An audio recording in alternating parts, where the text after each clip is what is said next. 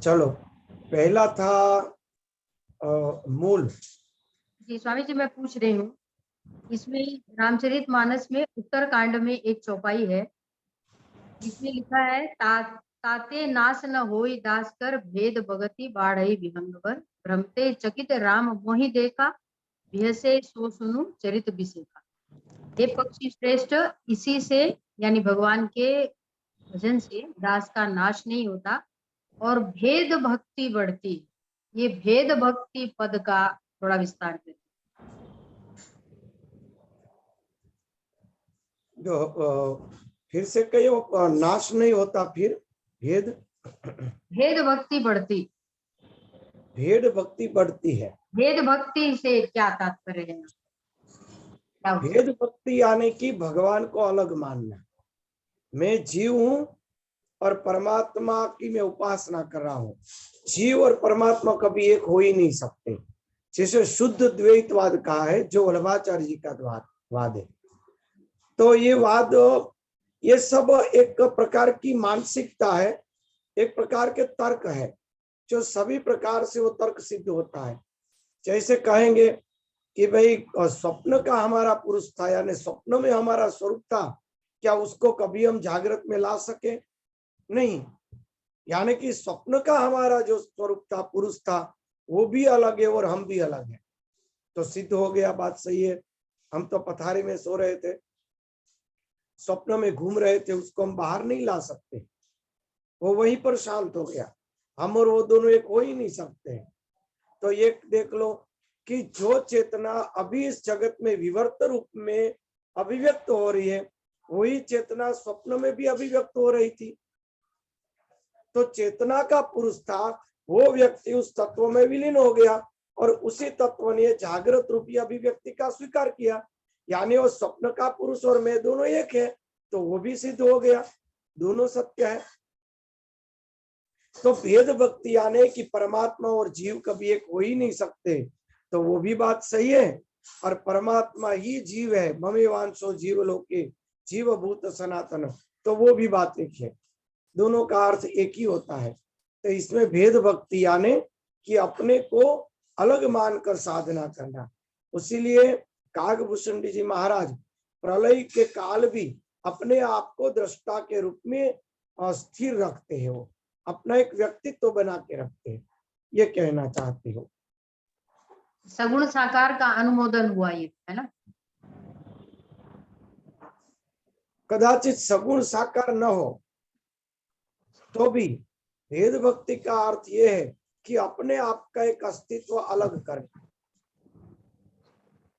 वायु के रूप में, आकाश के रूप में, दृष्टा के रूप में, दृष्टा के रूप में। जैसे कि कागभूषण जी जब सृष्टि का लय हो जाता है, प्रलय होता है, तो कागभूषण जी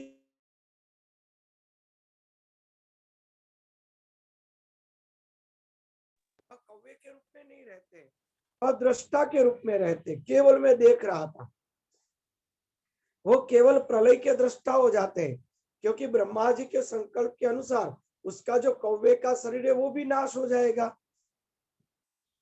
तब तो सब कुछ नाश होगा, बराबर है। तो वो उसको आकार नहीं कहा जाएगा, मगर भेद कहा जाएगा। अपने आप को ब्रह्म तत्व से भेद के रूप में देखना, जो साकार और निराकार दोनों है, सगुण और निर्गुण दोनों है। क्योंकि भगवान निर्गुण है, फिर भी भगवान अपने आप को साकार के रूप में लीला करते हैं। साकार का अर्थ ऐसा नहीं कि गुण ही होना चाहिए, बिना गुण वाला भी साकार होता है। तो परमात्मा जो है लीलाएं करते हैं, स्वयं निर्गुण निराकार ब्रह्म है, फिर भी वो साकार होते हैं, मगर अपना जो गुणातीत अवस्था है वो चली नहीं जाती है। वो गुण रहित होकर आकृति धारण करके लीला करते हैं। तो उसी तरह कागभूषण जी महाराज स्वयं गुणातीत है, जगत गुरु है, ब्रह्मर्षि है। तो वो गुणातीत होने के कारण, वो गुणातीत होने के बावजूद भी वो आकार धारण करते हैं और लीला करते परमात्मा की तरह, अपने आप को एक व्यक्तित्व के रूप में बनाकर जीवों के कल्याण के लिए। उसे कहते हैं भेद भक्ति।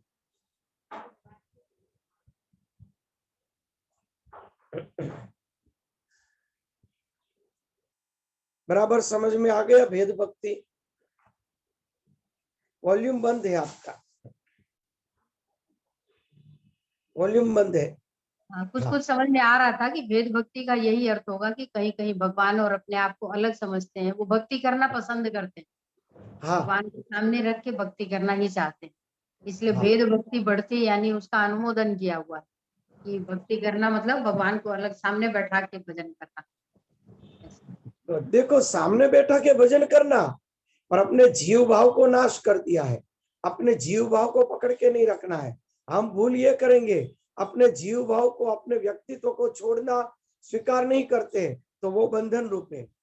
काकभूषण जी ने अपने व्यक्तित्व को ब्रह्म में विलीन कर दिया, फिर से उसको प्रकट किया।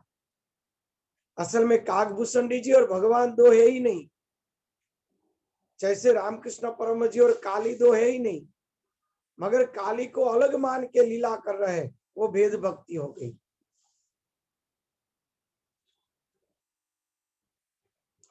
हाँ, ये क्या लिखा हुआ है? ये कल जो मैं पूछ रही थी स्वामी जी, वो वाला है। हाँ, सुंदर। हाँ चलो, इसके ऊपर पढ़ के मैं कह सकता हूँ, बहुत जी। सुंदर। शास्त्रों में कहा है कि जिसका मूल अव्यक्त प्रकृति है, यह अव्यक्त प्रकृति में से ही पूरी की पूरी सृष्टि और ये गुण आदि सब कुछ अभिव्यक्त हुए हैं। अव्यक्त प्रकृति जो प्रवाह रूप से अनादि है, इसका प्रवाह है ना अनादि, कहां से उत्पन्न हुआ वो कोई नहीं कह सकता, न ब्रह्मा कह सकते, न विष्णु कह सकते, न शिव कह सकते, ये अनादि है। जिसके चार त्वचाएं हैं, चार त्वचाएं कौन कौन सी है? चार वेद, चार वेद जो है वो चार त्वचाएं है। वेद का अर्थ होता है, विद धातु से वेद प्रकट हुआ है। विद यानी वेदना, वेदना यानी संवेदना। चार प्रकार से संवेदना से हम अभिव्यक्त होते हैं। प्रथम संवेदना है तंद्रा, सुषुप्ति अवस्था, वो भी एक संवेदना है। दूसरी संवेदना है जागृति, तीसरी संवेदना है स्वप्न, और चौथी संवेदना है तुरिया, जो अपना स्वरूप दृष्टा के रूप में। तो चार संवेदना वही चार वेद है। एक भाषा से ये भी हम कह सकते हैं, एक ये भी दृष्टिकोण है, क्योंकि विद धातु से उत्पन्न हुआ संवेदना ही है, जो हमारी चार स्थितियों में जो संवेदना प्रकट होती है, उन्हीं संवेदना को वेद के रूप में अभिव्यक्त किया गया ऋषियों के द्वारा। उसी को वेद कहा जाता है, जिसको मंत्रों में अभिव्यक्त किया गया। तो ये चार जो त्वचा है, वो चार हमारी अवस्था और चार वेद के स्वरूप है। फिर तने, शाखाएं और उनके पत्ते और बहुत से फूल है, जिसके कड़वे और मीठे दो प्रकार के फल है। तने 25 शाखा, 6 तने, हाँ, 6 तने। 6 तने।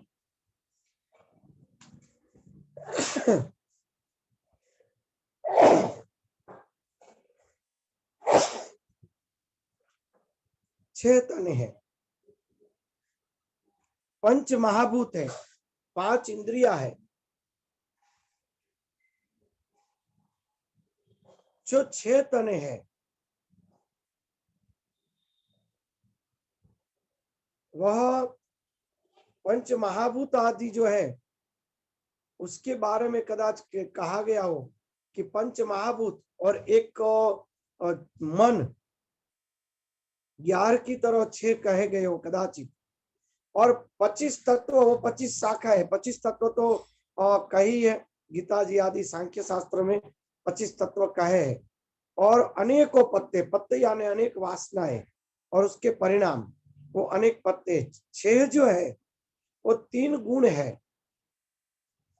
3 गुण जो है, 3 गुण के रूप से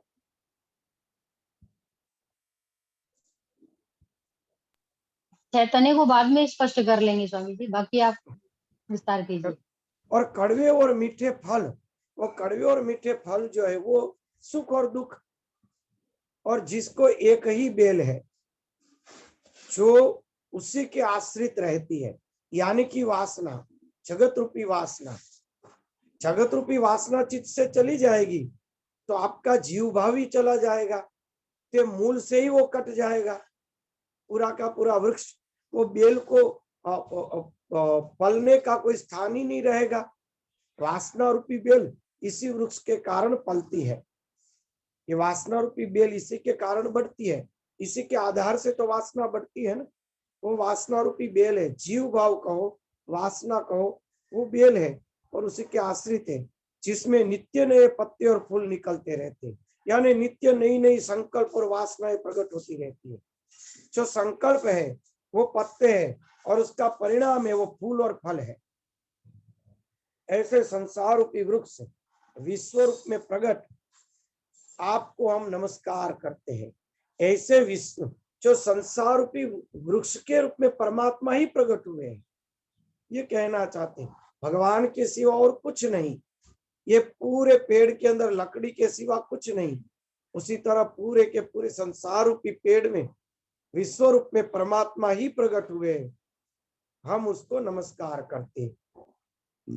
यानी कि हमारी इंद्रिया, शरीर, ये मूल प्रकृति, हमारे अंदर के मन, बुद्धि, चित्त, अहंकार आदि तत्व, हमारी जागृत आदि अवस्थाएं, जो जो कुछ है, हमारा कर्म, कर्म का फल, कर्म का भुगतान, जो कुछ है, हमारे अंदर से उत्पन्न होते संकल्प, सब कुछ केवल परमात्मा ही है, परमात्मा के सिवा कुछ नहीं, यही कहना चाहते हैं।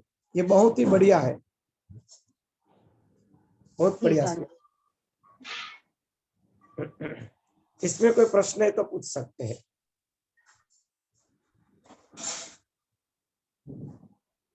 स्पष्ट हुआ स्वामी जी। और एक जिज्ञासा और थी, हेमा जी की जिज्ञासा थी कि काकभूषुंडी जी भगवान के मुख में क्यों गए? भगवान ने लीला की थी। जब काकभूषुंडी जी को संशय हुआ कि बालक ब्रह्म कैसे हो सकता है, तो संशय हुआ, उस संशय का नाश करने के लिए भगवान ने मुख खोला और अंदर से अपनी योग माया से उसको आकर्षित कर लिया। अपने आप काकभूषुंडी चुंबक की तरह आकर्षित होके भगवान के मुख में चले गए।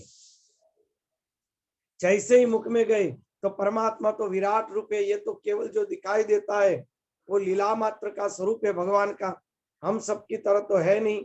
तो तुरंत ही वो पूरे ब्रह्मांड में छा गए और उन्होंने परमात्मा का विश्वरूप का दर्शन किया। अनेक वर्षों तक अंदर रहे, अनेक प्रलय देखे और बाद में भगवान ने उसको बाहर निकाला संकल्प से। ये सब मेरे अंदर अतीत है, भगवान कालातीत है, उसका अर्थ ये है कि उसमें काल बाध्य नहीं है। हम लोग अपना ही देख ले कि स्वप्न के अंदर 15 दिन का स्वप्न आएगा और यहाँ पर केवल 2 घंटे हम सोए होंगे। काल अतीत है, वहां काल नहीं है। अगर हमारे स्वप्न और जागृति में काल का इतना डिफरेंस है तो परमात्मा उसको निकल गए और उसके अंदर उन्होंने अनेक सृष्टियां देखी, अनेक कल्प देखे, तो एक स्वाभाविक है, काल का वहां कोई बंधन ही नहीं, वो स्वाभाविक स्वीकृति है।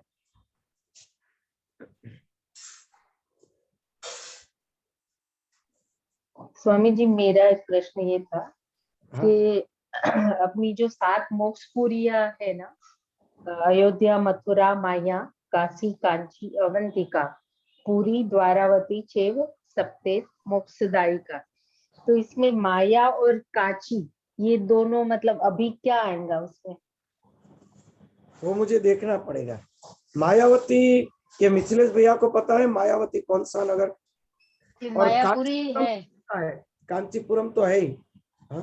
कांची मायापुरी तो है है ना? स्वामी जी। मायापुरी वेस्ट बंगाल में जो भी है मायापुरी का, हमको लगता है, लेकिन उसका उल्लेख नहीं होगा। मायापुरी कोई और भी जगह होगा, हाँ, पता करना होगा। जैसे कांची में, अयोध्या कांची है। में रंगनाथ जी का मंदिर है। कांची में रंगनाथ जी का, और जो रामानुज संप्रदाय के जो मुख्य जी के हेड ऑफिस वही है कांचीपुरम कहाँ में। पे आता है भैया कांचीपुरम ये? है वहां, तो वो तो है। कहाँ पे आता है भैया ये कांची? दक्षिण में, ये साउथ में है, दक्षिण ये तमिल में चेन्नई जाते हैं, चेन्नई से कुछ किलोमीटर पड़ता है ना, तमिलनाडु में। प्रदेश या बराबर आंध्र प्रदेश के पास होगा। जी। और स्वामी जी उसमें अपना जैसे 7 चिरंजीवी है, तो अश्वत्थामा, बलि, व्यासो, हनुमान, विभीषण, कृपा, परशुराम, सप्ते चिरंजीवी। तो उसमें कृपाचार्य का थोड़ा सा बताएंगे? कृपाचार्य यानी कि कौरवों के कुलगुरु थे कृपाचार्य जी। जैसे रघुवंशियों के वशिष्ठ जी महाराज थे, वो कृपाचार्य जी थे। उनके बहन के पति वही ये अपने अश्वत्थामा के पिता द्रोणाचार्य जी। द्रोणाचार्य, वो कृपाचार्य है ना, वो मामा थे, मेरे ख्याल से मामा ही थे ना, उसके मामा थे ये अश्वत्था के मामा थे कृपाचार्य। तो कृपाचार्य ने ही देखा कि मेरी बहन कृपी, उसके नाम कृपी था ना, आप देखो कृपी बड़ी दुखी होगी कहते हैं ना, ये जो कृपी शब्द आता है, तो अश्वत्थामा की माता कृपी, तो कृपाचार्य की बहन है कृपी नाम है उसका। तो उन्होंने कहा कि मेरी बहन और जमाई दोनों बहुत ही दुखी है, इसलिए उन्होंने कहा कि आप इस राजा के यहाँ पे शिक्षक के रूप में नौकरी कीजिए, आप बड़े सुखी हो जाएंगे। तो इसलिए उन्होंने ही भीष्म पिता के साथ उसका मिलाप करवाया, और भीष्म पिता ने माने अपने जो कुरुवंश के जो सब बच्चे थे उन गोकुलों के लिए शिक्षक के लिए उसको वहां स्थापित किया। धन्यवाद। कृपाचार्य जी महाराज। नेट पर दिया है इनका, नेट पर भी जो करनी होती है। हाँ प्रभु, एकदम सही बोल रहा, वही बात लिखा है। तो वही मायापुरी है ना, आप यही कह रहे हैं ना? कुछ मिथिलेश भैया बोले। कृपाचार्य जी के बारे में देखा उन्होंने शायद। अच्छा हाँ भाई, हाँ, वो स्वामी जो बता रहे हैं वही हाँ सॉरी मैं समझ नहीं सका था। वही द्रोणाचार्य कृपी के, हाँ कृपी उनकी बहन है कृपाचार्य की।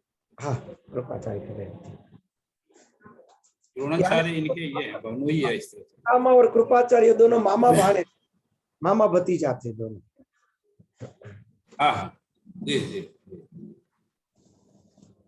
और मायापुरी के लिए तो वही दे रहा है, मायापुरी जो वेस्ट बंगाल में है।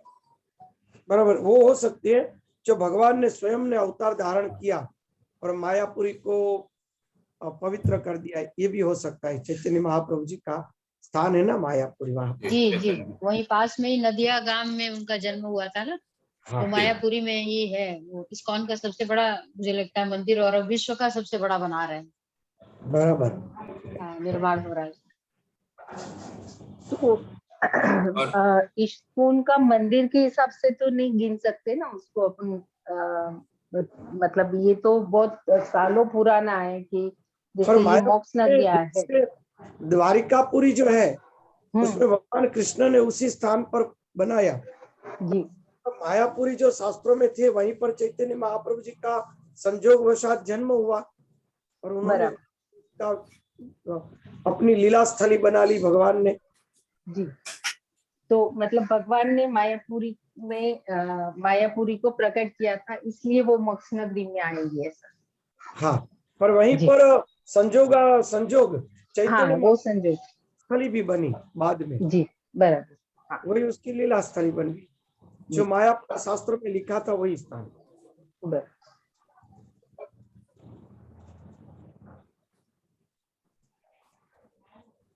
और किसी का कोई प्रश्न, कोई जिज्ञासा है?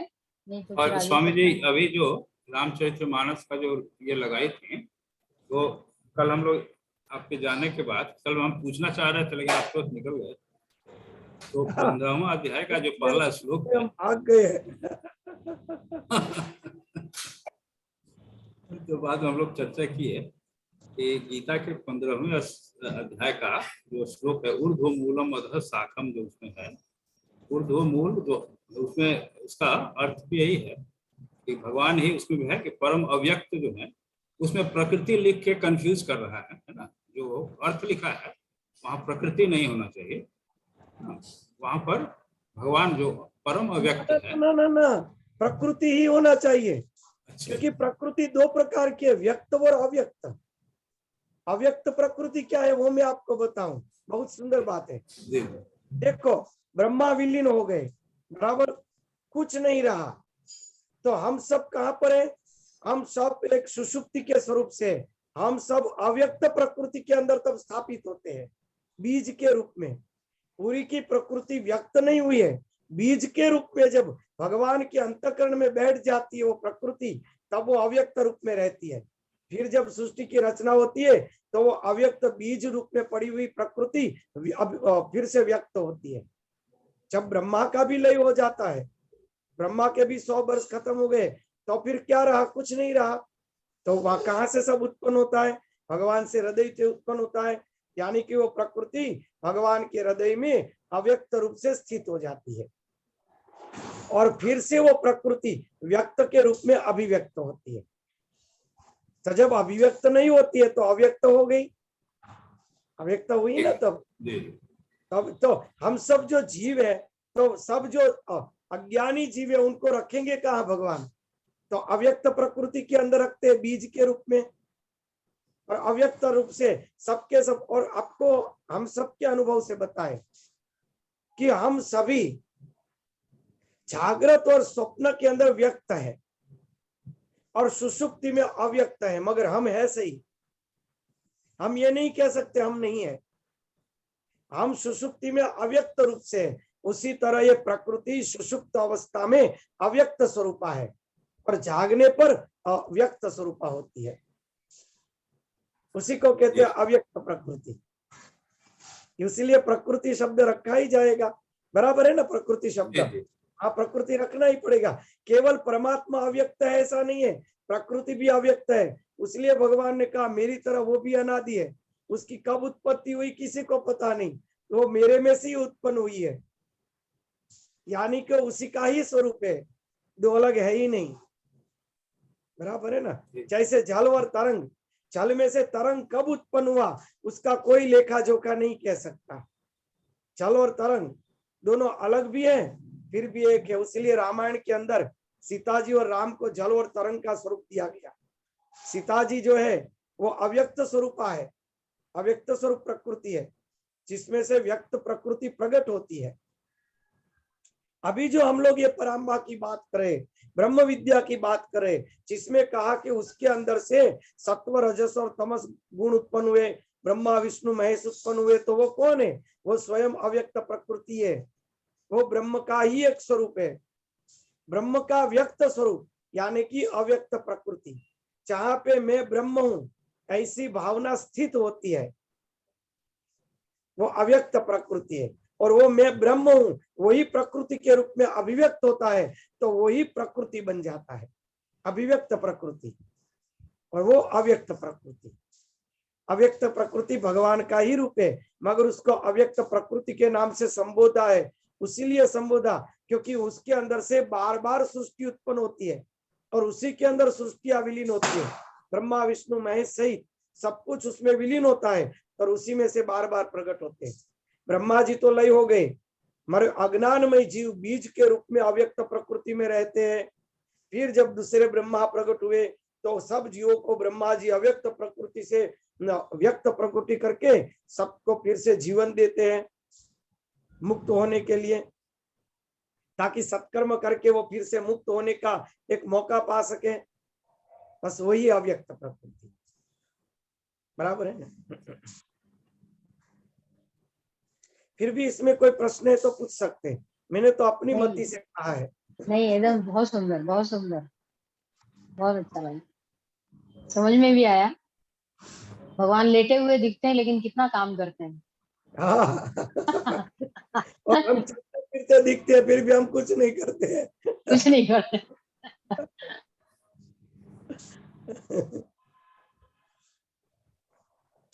अब आगे सत्संग ले सकते हैं स्वामी। बरोबर। कल कहाँ तक लिया था?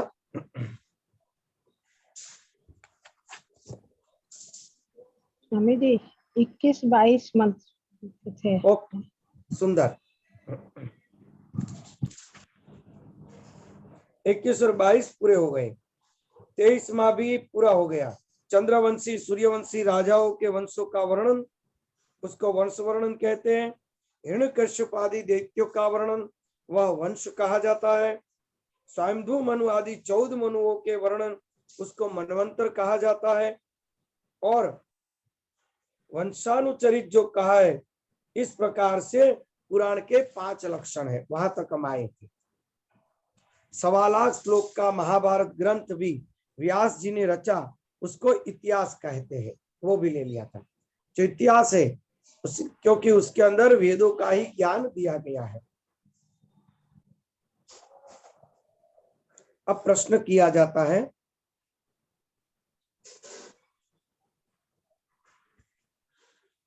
हे सुत जी, पुराण कौन है, कौन कौन से है और कितने हैं? हम लोगों को सुनने की उत्कट इच्छा है और आप सर्वज्ञ है, अतः विस्तार से बताइए। कलिकाल से भयभीत हम ब्राह्मण नैमिषारण्य में रहते हैं। ब्रह्मा जी ने मनोमय चक्र हमें देकर यह आदेश दिया था कि इसी चक्र के पीछे पीछे आप लोग जाए। चाहे यह चक्र क्षीण हो जाए यानी रुक जाए, वह देश परम पवित्र होगा। बढ़िया, कल इसी के ऊपर चर्चा करने की बात कर रहे थे। वह देश परम पवित्र कहा गया है, वहां कभी कलयुग का प्रवेश नहीं होगा। आप लोग वहां तब तक रहे जब तक सतयुग ना आ जाए। इसको समाधि भाषा के रूप में लेते चलो विस्तार से। पहला तो शब्द है ब्राह्मण। ब्राह्मण शब्द ब्राह्मणात्र, ब्राह्मण ब्राह्मण यानी जिसको ब्रह्म को जानने की जिज्ञासा है, जो भगवान का परम भक्त है, जो ज्ञान के लिए प्रवृत्त है, जो परमात्मा के स्वरूप की प्राप्ति के लिए या तो आत्म स्वरूप की प्राप्ति के लिए जो निष्ठा से व्यवहार कर रहा है, उपासना कर रहा है, ऐसे लोगों को इस कलिकाल में यानी माया के राज्य में क्या करना चाहिए? तो नैमिषारण्य में रहना चाहिए। नैमिषारण्य किसको कहते हैं? तो मनोमय चक्र जहां पे रुक जाता है ब्रह्मा जी का। ब्रह्मा यानी जीव, ब्रह्मा यानी प्रजापति। ब्रह्मा का एक नाम प्रजापति है। प्रजापति जीव है, प्रजा का पति। हम ही प्रजा को उत्पन्न करते हैं। यह सृष्टि को कौन उत्पन्न करता है? हम मकान बनाते, हम बच्चे को जन्म देते, हम बिजनेस बना के पैसे बनाते, अपनी कल्पना की सृष्टि को अभिव्यक्त करते हैं। तो असल में ब्रह्मा हम ही है। उस भाव से इसमें लेना है। तो ब्रह्मा के मनोमय चक्र, ब्रह्मा के मन से मनोमय चक्र उत्पन्न हुआ, यानी ब्रह्मा जी का मन, यानी कि हम लोगों का मन। और उसके पीछे पीछे जाने को कहा, वो चंचल मन को पकड़ रखने को कहा। अंत में क्या होगा? वह मन कहीं न कहीं स्थिर हो जाएगा, कहीं न कहीं स्थिर हो जाएगा। जहां पर वो मन स्थिर होगा वह परम पवित्र देश है। यानी कि जहां पर मन स्थिर होगा वह तुरिया अवस्था है, ध्यान अवस्था है, वही परम पवित्र अवस्था है, वही समाधि दशा है। बस जितना बने उतना पवित्र व्यवहार करो, जितना बने उतना मन को स्थिर रखने का प्रयत्न करो। कभी भी कलिकाल आपको प्रवेश नहीं कर सकेगा, आपको स्पर्श नहीं कर सकेगा। मन को स्थिर रखने का प्रयत्न, इसकी समाधि भाषा यही कहते हैं ना कि सतत मन को स्थिर रखने का प्रयत्न करो। वही नैमिषारण्य है। जितने समय आपने मन को स्थिर कर लिया, मनोमय चक्र आपका शांत हुआ, उतने समय आप पवित्र प्रदेश में अनुभव कर लो। प्रैक्टिकल है। मन को शांत करके भगवान का चिंतन करके एक जगह बैठ जाओ, ध्यान करो। जितने समय मन शांत रहा, कली से आप दूर रहे, कोई झंझट ही नहीं। तो यही है नैमिषारण्य। वो नैमिषारण्यम कहाँ ढूंढे? ऋषियों को क्या आज्ञा दी? आप नैमिषारण्य के पीछे पीछे जाओ, सॉरी क्षमा, मनोमय चक्र के पीछे पीछे जाओ। जहां पे वो चक्र स्थिर होगा वहां पे नैमिषारण्य है। समझने जैसा सब। विचार को देखते रहो, देखते रहो, विचारों के दृष्टा बन जाओ। विचार यानी मन, अपने मन के आप दृष्टा हो जाओ, ये कहना चाहते हैं ऋषिगण।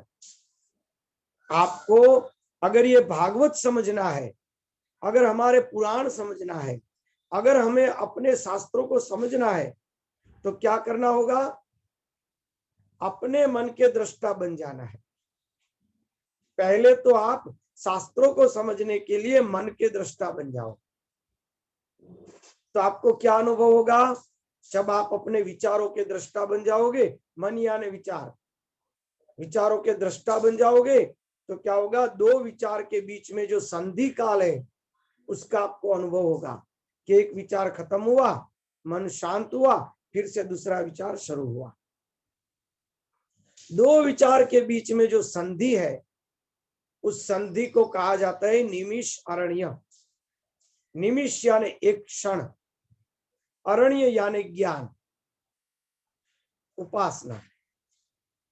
दो विचार के बीच में जो एक क्षण आता है, जब कोई विचार नहीं होते, उस क्षण की उपासना करना यानी कि नैमिषारण्य।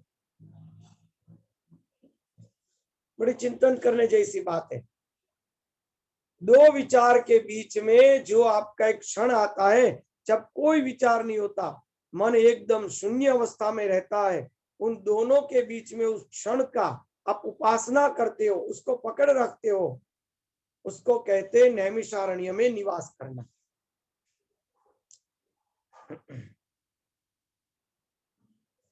नहीं, संध्या काल में क्या होता है वो कहूं। संध्या काल में आपकी सुषुम्ना जागृत होती है, स्वाभाविक आपके विचार कमजोर हो जाते हैं। तो उस समय वो संधि काल का अनुभव आप ज्यादा अच्छी तरह से कर सकते हैं। इसलिए संध्या में आप उपासना करेंगे तो संध्या के समय उस संधि काल को आप जल्दी से पकड़ सकेंगे। वो बात है। मगर संध्या को आप निमिषारण्य नहीं कह सकते। मगर संध्या काल में उपासना करने से जल्दी से आप उस काल को पकड़ सकते हैं। इसलिए संध्या के अंदर उपासना करने से नैमिषारण्य जल्दी से आपको पकड़ में आ जाएगा। वो बात सही है, वो नैमिषारण्य।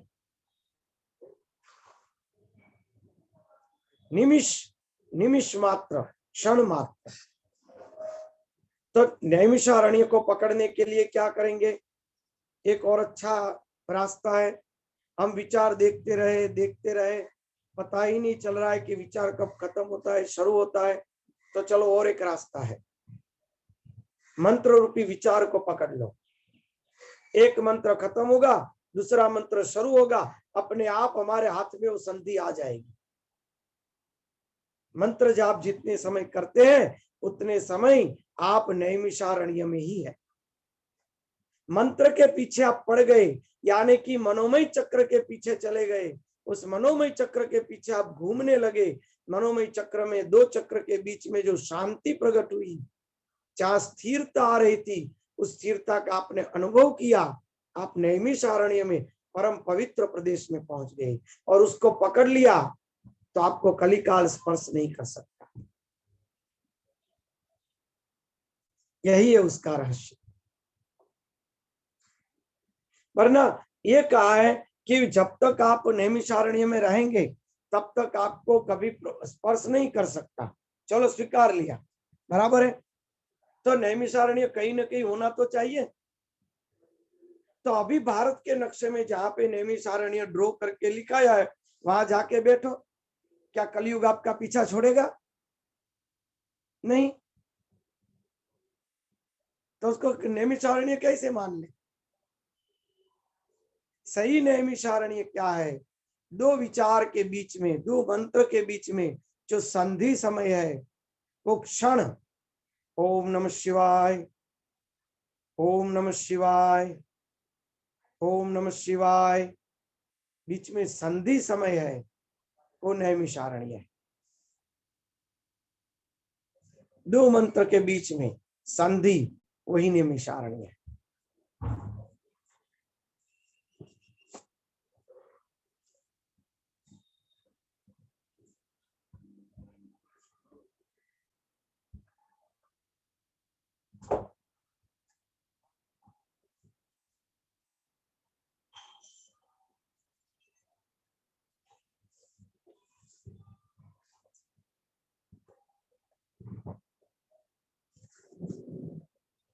निमिष यानी क्षण, जो क्षण, और एक अच्छा अर्थ निकालते, जो क्षण भगवान के स्मरण में जाए वो क्षण हमारे लिए नैमिषारण्य है।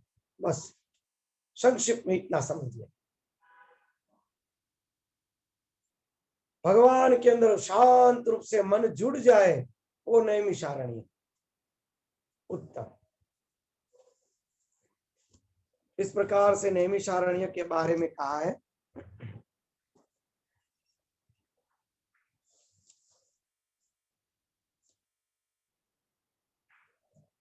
और वही सत्युग है, सत्ययुग। सत्य तो वही रहने वाला है, वहीं पर सत्य प्रकट होता है। जहां पे दो विचार के बीच में संधि रहती है, चाहे एक भी विचार नहीं, वो परमात्मा का स्वरूप है, वहीं पर सत्य प्रकट होता है। परमात्मा रूपी सत्य उस संधि में ही प्रकट होता है। कई जगह देखो, अब शास्त्रों में लिखा है, योग मेडिटेशन करने वाले भी कहते हैं बहुत से जगह कि दो विचार के बीच की संधि को पकड़ लो, कहते हैं ना, दो विचार के बीच में जो संधि काल है, उस विचार की संधि को पकड़ लो, उसमें आत्मा का स्वरूप है, भगवान का स्वरूप वही है। बस वही नैमिषारण्य, वही सतयुग। यह विचार कलयुग है, और जहां विचार शांत हो जाएंगे वह सतयुग है। बस इतना ही। उसका यह वचन सुनकर तथा उनकी बातों को हृदय में रखकर हम लोग सब देश के दर्शनार्थ उस मनोमय चक्र के पीछे पीछे तत्काल चलने लगे। देखा, मन के पीछे पीछे चलने लगे। या तो भगवान के मंत्र जाप में बैठ जाओ, मंत्र जाप में बैठ जाना, यानी ब्रह्मा जी के मनोमय चक्र के पीछे पीछे चलते रहना। चलते चलते इसी स्थान पर पहुंचकर उस चक्र की नेमी हम लोगों के देखते देखते शीर्ण हो गई। तभी से यह स्थान परम पवित्र नैमिषारण्य क्षेत्र से प्रसिद्ध हुआ। भगवान के मंत्र जाप करते रहो, करते रहो, करते रहो। एक समय ऐसा आएगा कि भगवान के मंत्र जाप करते करते मन शांत हो जाएगा, कुछ नहीं रहेगा, ये मन रूपी चक्र स्थिर हो जाएगा। बस वही नैमिषारण्य, बस वही रुक जाओ। कलिकाल आपको स्पर्श नहीं कर सकेगा। यहां कभी कली का प्रवेश नहीं होता है। मन को स्थिर कर दो, वहां कली नहीं प्रवेशेगा। इसलिए मैंने अनेक ऋषियों, सिद्धगणों एवं कली से भयभीत महात्माओं के साथ यहाँ पर निवास बना लिया है। हम लोगों ने यहाँ पर चरूप, पुरोडास आदि द्वारा अनेक पशुवध विहीन यज्ञ किए हैं। देखा, पशुवध विहीन यहाँ पे यज्ञ किए हैं। ये भी एक समाधि भाषा है, सोचने जैसी। देखो फिर से बोलता हूं, हम लोगों ने यहाँ पर चरु, पुरोडास आदि द्वारा अनेक जो पशुवध है, ऐसे जो यज्ञ है, ऐसे यज्ञ विहीन यज्ञ किए हैं, यानी पशु बलि विहीन यज्ञ किए हैं। जब तक सतयुग न आ जाए तब तक हम लोग का यही रहना, दृढ़ निश्चित है। बहुत समझने जैसी बात है। पशुवध विहीन वहां पे यज्ञ किए। पशुवध यानी वृत्तियां, वासनाएं। पशु का वध क्यों किया जाता है? स्वर्ग की वासनाओं को प्राप्त करने के लिए सकाम यज्ञ। पशुवध विहीन यज्ञ यानी निष्काम कर्म। यहाँ पर हमने कोई सकाम कर्म नहीं किए हैं, यानी कि उस संधि काल में स्थिर होकर आप कोई भी प्रकार के सकाम कर्म न करें, कोई वासना के कर्म न करे, निष्काम कर्म में जुड़ जाए। ये कहना भी चाहते हैं ना, निष्काम कर्म। पशु यज्ञ, पशु बलि वाले यज्ञ यानी सकाम कर्म, और पशु बलि रहित यज्ञ यानी निष्काम कर्म। दो संधि के बीच में स्थिर होकर नैमिषारण्य के अंदर रहकर कभी भी सकाम कर्म न करे, बाद में निष्काम कर्म में जुड़ जाए। ये कहना चाहते हैं ऋषि कि बाद में क्या करना है? बाद में निष्काम कर्म में जुड़ जाना है।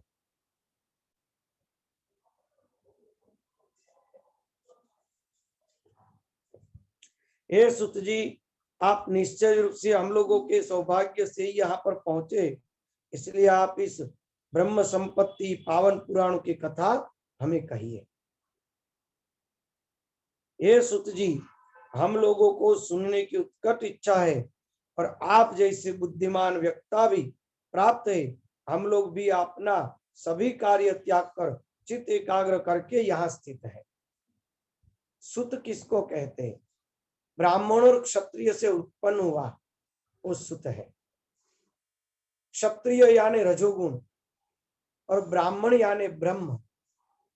रजोगुण यानी कि त्रिगुणी माया।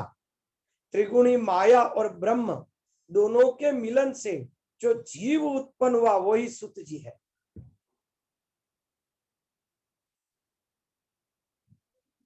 बराबर है ना? क्षत्रिय माता और ब्राह्मण पिता के द्वारा उत्पन्न हुआ पुत्र उसको सुत कहते हैं। क्षत्रिय यानी माया, रजोगुण माया है, और ब्राह्मण यानी ब्रह्म। ब्रह्म और माया के बीच में जो शेष रहता है उसको सुत कहते हैं, उसको जीव कहते हैं।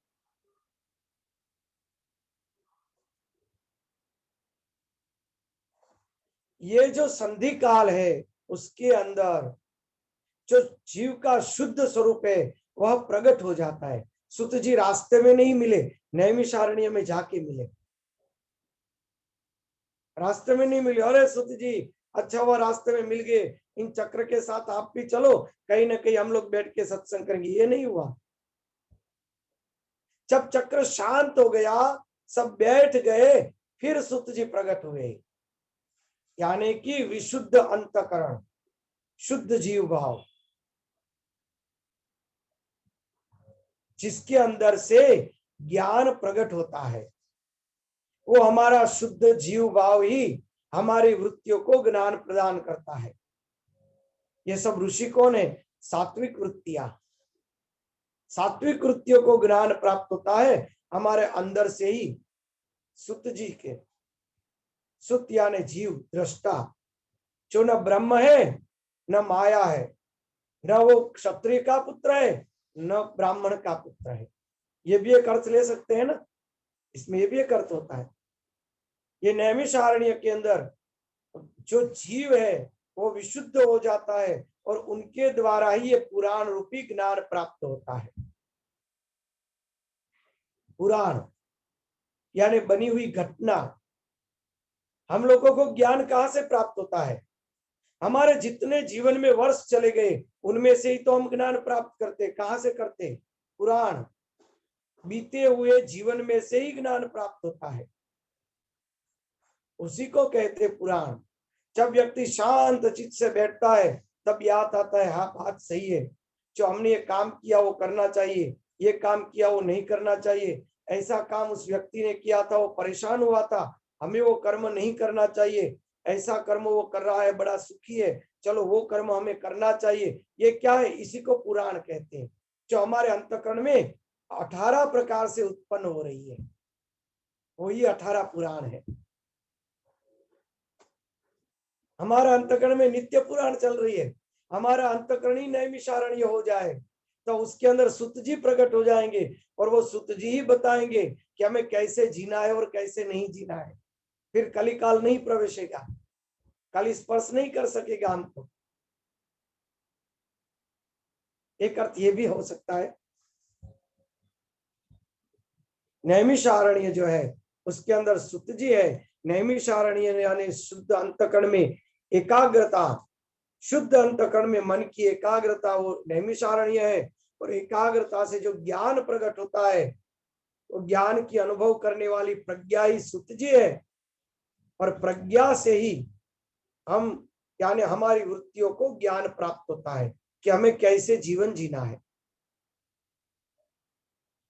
तो सुत जी है वो प्रज्ञा है जो ब्रह्म और माया से उत्पन्न हुई है।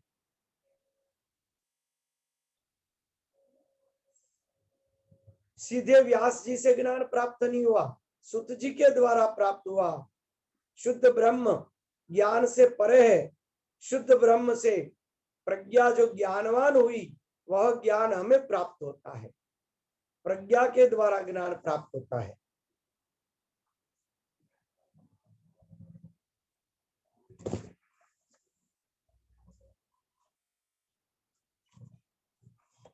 उसके लिए जब तक अनिमिषारण्य में रहे तब तक आपको निष्काम कर्म करते रहना है, फर्जियात है। हे सुत जी, आप निश्चय रूप से हम लोगों के सौभाग्य से आप पहुंचे, इसलिए आप इस ब्रह्म संपद पावन पुराण की कथा कहिए। हे सुत जी, हम लोगों को सुनने की उत्कंठ इच्छा है और आप जैसे बुद्धिमान वक्ता प्राप्त है। हम लोग भी अपना सभी कार्य त्याग कर चित्त एकाग्र करके यहाँ पर स्थित हुए।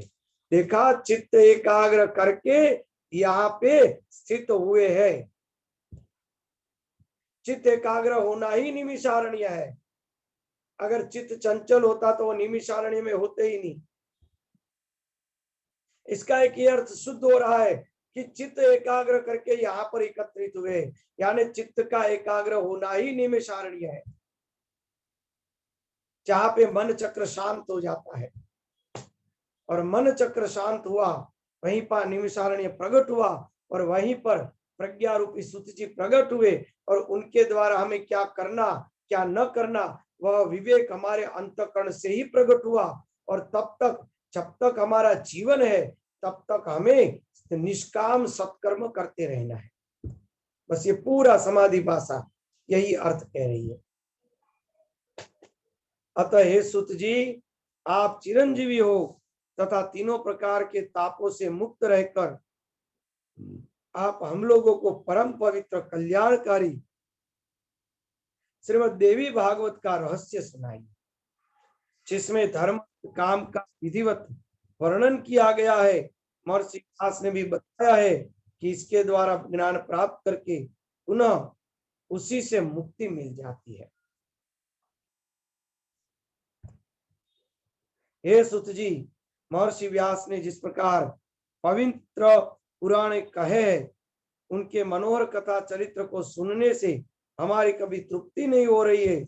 सभी पुराणों का एकमात्र स्थान परम पवित्र समस्त संसार की जननी भगवती के ललाट नाट्य के समान विचित्र, लीला नाट्य के समान विचित्र, सभी पाप समूहों का नाश करने वाले तथा सब प्रकार की अभिलाषाओं को पूर्ण करने वाले भगवती के नाम से समन्वित श्रीमद् देवी भागवत पुराण को आप प्रकट कीजिए। चलो सुत जी, कल तृतीय अध्याय में आगे भगवान की कथा कहेंगे। इसमें कोई प्रश्न है तो पूछ सकते हैं, वरना कल लेंगे।